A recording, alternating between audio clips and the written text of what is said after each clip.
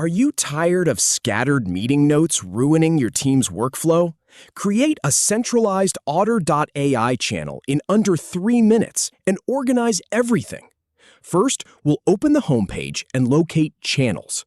Next, we'll configure the channel name, invite members, and set visibility before creating it. Start by navigating to the Otter.ai homepage, so you're on the main screen.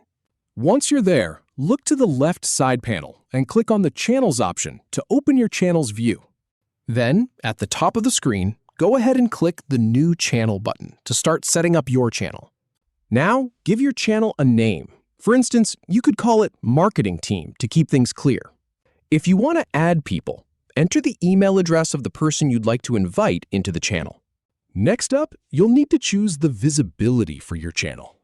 Pick either the public or private option, depending on how open you want the channel to be. Finally, click on Create Channel, and you're all set. Welcome to your new channel. If you have any feedback or if any info is inaccurate, please leave a comment below.